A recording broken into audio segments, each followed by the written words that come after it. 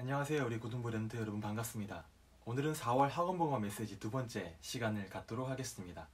오늘 제목은 요셉의 고난이며 본문은 창세기 39장 1절부터 6절까지 말씀인데 여러분 각자 한번 읽어보시면서 요셉이 고난 가운데 과연 무엇을 누렸는지 한번 곰곰이 생각해 보시고 묵상해 보시는 그런 시간이 됐으면 좋겠습니다.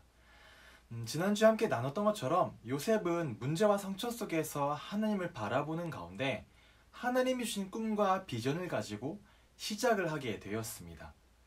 그런데 이렇게 시작을 했다면 우리가 늘 그렇게 생각하는 것처럼 이제 요셉의 앞으로 인생 가운데 탄탄대로가 열려지고 막 이렇게 승승장구해 나가야 되는데 이게 웬걸요?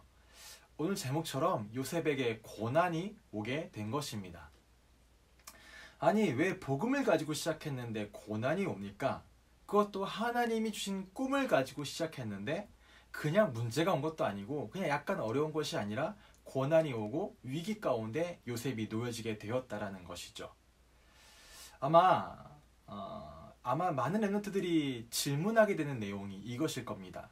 왜 하나님이 주신 복음으로 시작했고 그 꿈과 비전 속에 있는데 나에게 이런 어려운 고난과 위기가 오는 것입니까? 그런 질문 속에서 그 고난을 회피하거나 그 고난으로부터 도망하기도 하겠죠. 그런데 회피하거나 도망한다고 해서 이 고난을 영원히 피할 수 있는 것이 아니라 또다시 그 고난은 내 눈앞에 와 있어서 마주치게 되어 있다는 것입니다. 아니면 내가 누군데 하면서 이 고난과 부딪혀 보거나 어떻게든 해결해 보거나 그렇게 할 수도 있을 것입니다. 그런데 그렇게 부딪히고 해결해 보려고 맞서 싸우는 가운데 해결되면 좋은데 그것이 쉽지 않은 경우가 굉장히 많고 그러는 가운데 나 자신은 큰 어떤 상처를 입거나 굉장히 큰 내상을 입게 되어지는 그런 경우도 굉장히 많이 있게 되어지죠. 그러면 어떻게 해야 될까요? 이 성경 속 7명 랩런트들 역시 그들의 인생 가운데 고난, 위기를 겪고 당하게 되었습니다. 그런데 그들은 지난주 말씀드렸던 것처럼 눈에 보이지 않는 지식, 눈에 보이지 않는 힘, 눈에 보이지 않는 응답을 가지고 그 문제 속으로 들어갔던 것이었습니다. 문제를 피하거나 문제를 회피하거나 문제로부터 도망치거나 문제와 맞서 싸우고 그것을 어떻게든 해결해 보려는 자신의 생각대로 해결해 보려고 했던 것이 아니라 언약과 복음 가지고 그 문제 속으로 들어갔다라는 거죠. 더 구체적으로 이야기하면 그 문제를 허락하신 하나님을 바라보고 하나님의 절대 주권을 바라보며 그 가운데 반드시 있는 하나님의 계획 속으로 들어갔다라는 것입니다. 왜요? 왜 그 속으로 들어갈 수 있을까요? 왜냐하면 우리는 하나님의 자녀이며 선하신 우리의 아버지 하나님은 그의 자녀된 우리에게 그냥 고난을 허락하지 않으시고 그냥 그 위기가 실수로 주어지지 않는다라는 것이에요. 절대 주권을 가진 우리의 아버지 하나님께서는 우리에게 반드시 허락하실 가장 선한 것, 가장 좋은 것이 있기 때문에 우리를 그 고난 가운데 그리고 그 위기 가운데 지나가게 하신다라는 것입니다. 그리고 그냥 우리로 하여금 그 고난 속에 홀로 서 있게 하시는 것이 아니라 그 모든 고난과 위기 가운데 우리의 아버지 하나님께서는 친히 우리와 함께 하신다는 것이죠. 그렇다면 우리는 마치 그 폭풍우가 몰아칠 때 그 속에서 바람을 타며 마음껏 날아다니는 그 독수리처럼 그 고난과 위기 가운데 하나님께서 나와 함께 하심을 굳게 붙잡고 하나님의 인도하심을 따라 하나님의 선하신 절대 계획을 찾아가게 되는 것입니다. 이것이 고난을 당한 랩런트 7명과 특별히 오늘 말씀의 주인공인 요셉이 가졌던 고난 앞에서의 자세였습니다. 자, 그러면 요셉이 당했던 고난과 위기가 무엇이었습니까? 첫 번째로 꿈꾸는 자가 만난 위기입니다.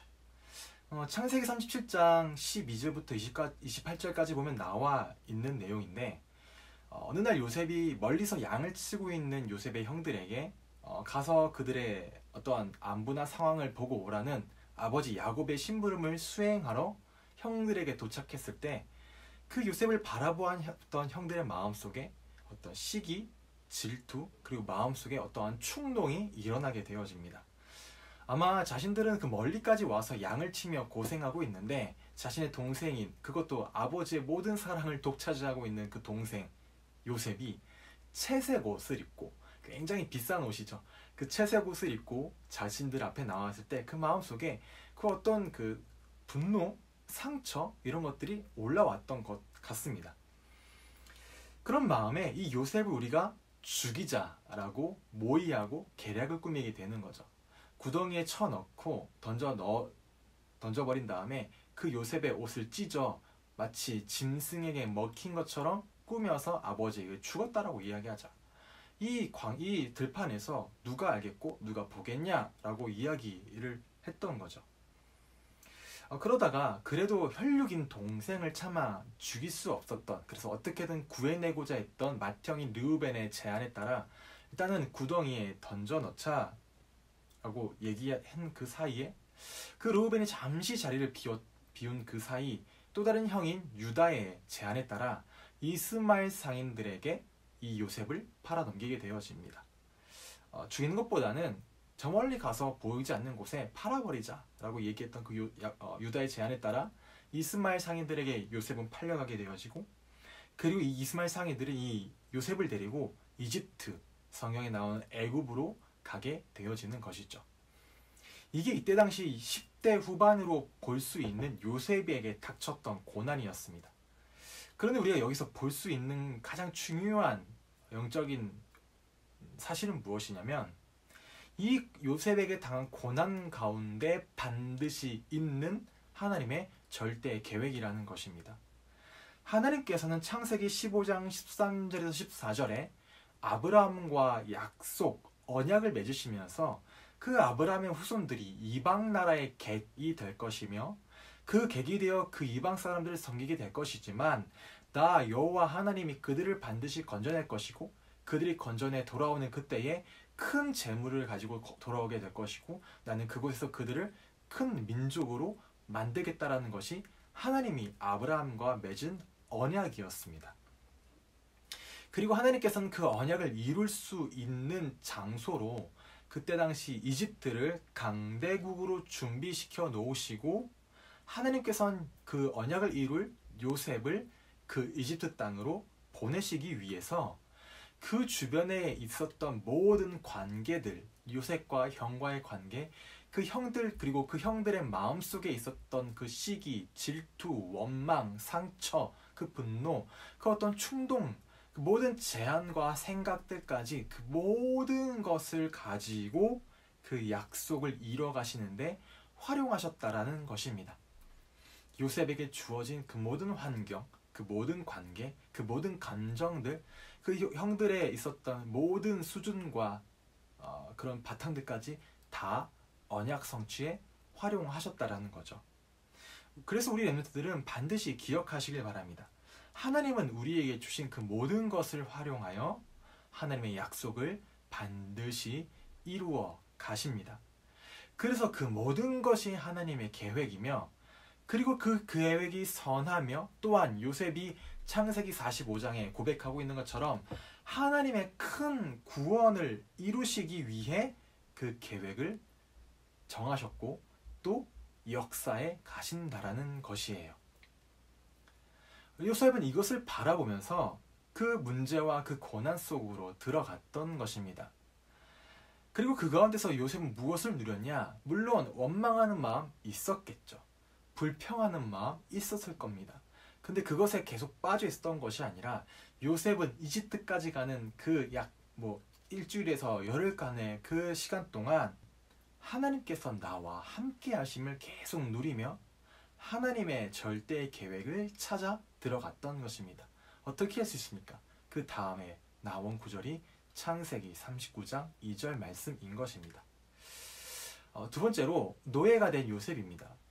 요셉을 그 이집트로 보내시고 그곳에서 노예 신분으로 처하게 하신 그 상황이 하나님의 절대 계획이었다라는 것이죠. 어떻게 그것이 하나님의 절대 계획이라고 알 수 있겠습니까?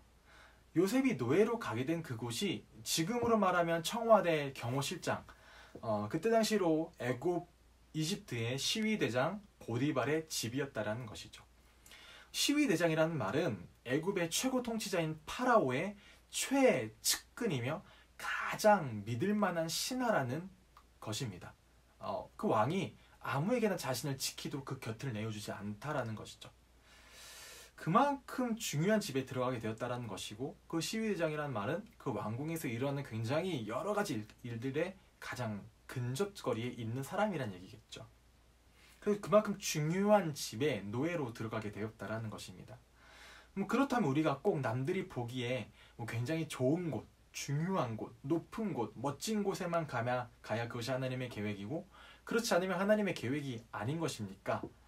그런 말이 아니라 그 가운데서 하나님은 요셉을 보내신 그곳에서 요셉이 봐야 할 것을 볼 수 있는 곳으로, 그리고 요셉이 갖춰야 할 것을 갖출 수 있을 곳으로 요셉을 가장 정확하게 보내셨다라는 것입니다. 우리 랩런트들을 하나님께서 보내실 때 그 보내신 모든 현장이 이와 같다라는 것을 분명히 믿으시길 바랍니다.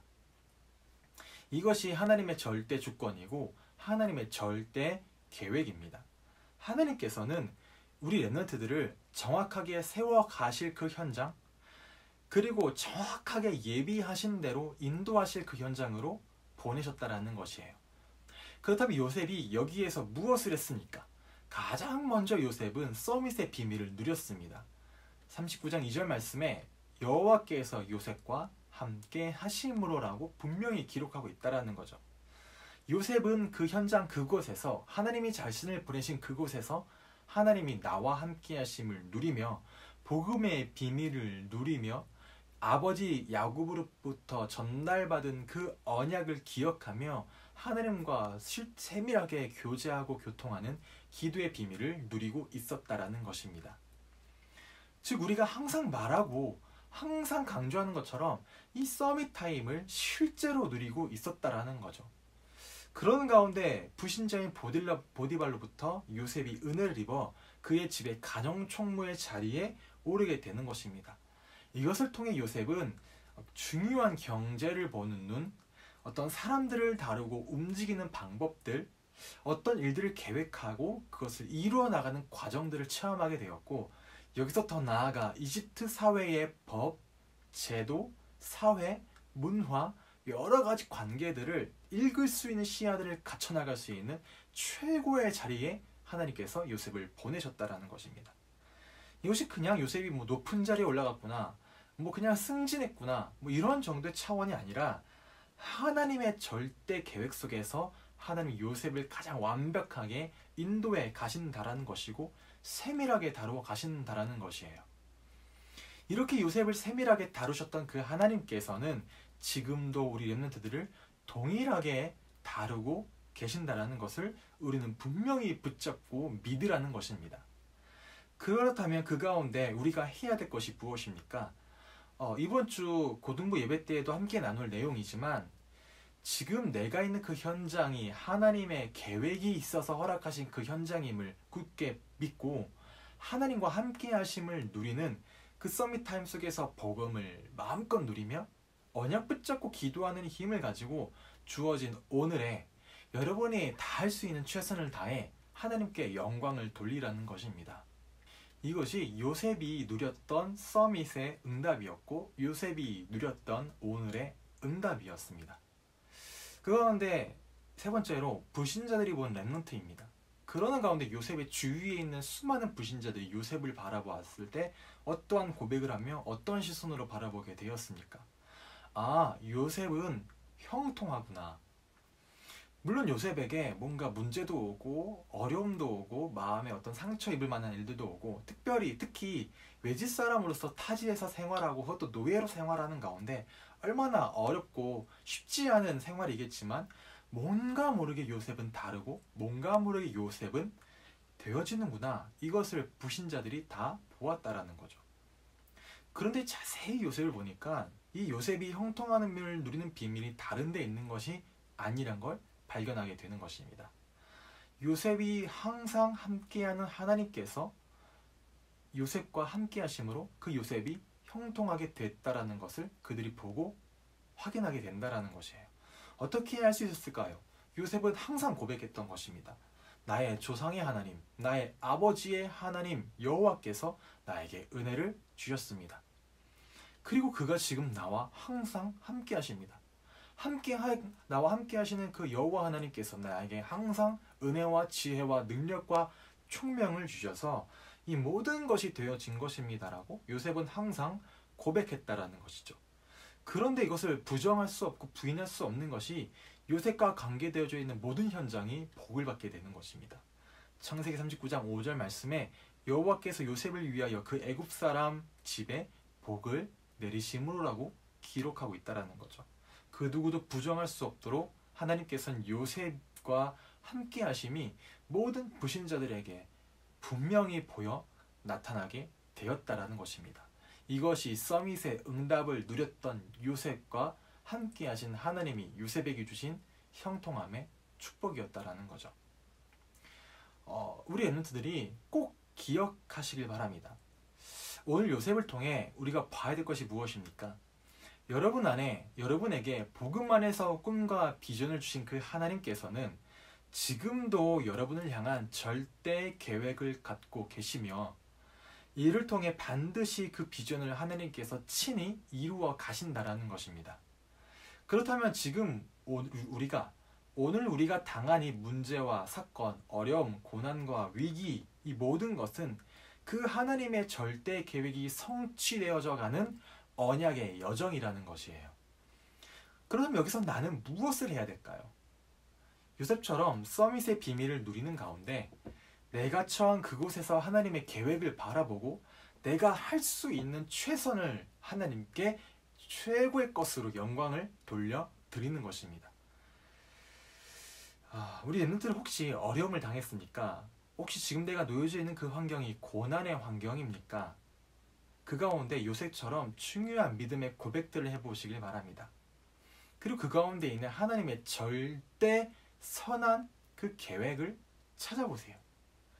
그리고 그 계획을 붙잡고 문제 속으로 들어가서 하나님이 나와 함께 하심을 최고로 누리는 것입니다.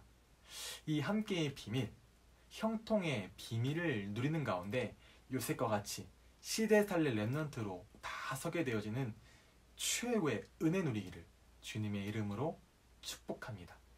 기도하겠습니다. 하나님 감사드립니다. 랩런트를 향하여 절대 계획을 가지고 계시고 절대 언약 속에 랩런트들과 항상 함께 하시는 하나님을 찬양합니다. 우리 랩런트들이 고난을 당했습니까? 어려움에 놓여져 있습니까? 위기 속에 있습니까? 그 가운데 나와 함께 하시는 하나님을 누리며 하나님과 함께의 비밀을 누리는 가운데 이들의 오늘이 서밋의 비밀을 누릴 수 있는 최고의 오늘이 되어질 수 있도록 말씀 붙잡고 언약 붙잡고 기도의 힘을 누리며 눈에 보이지 않는 지식과 눈에 보이지 않는 힘과 눈에 보이지 않는 응답을 누려 나갈 수 있도록 하나님의 은혜를 허락하여 주옵소서. 내가 처한 그 현장에 하나님의 절대 계획이 있는 줄 알고 하나님께 나의 오늘을 최고의 것으로 드릴 수 있는 형통의 비밀을 누리게 하시며 이를 통해 모든 불신자들에게 나의 하나님의 살아계시며 지금 나와 함께 하시며 그 하나님이 창조주이시고 우리의 모든 문제 해결하신 주 예수 그리스도심을 증거하고 선포할 수 있는 전도자가 되어질 수 있도록 하나님께서 인도하여 주옵소서. 우리 귀한 렘넌트들에게 말씀과 언약 붙잡고 달려갈 수 있는 새 힘과 은혜를 허락하여 주옵소서. 감사드리며 예수 그리스도 이름으로 기도드립니다. 아멘.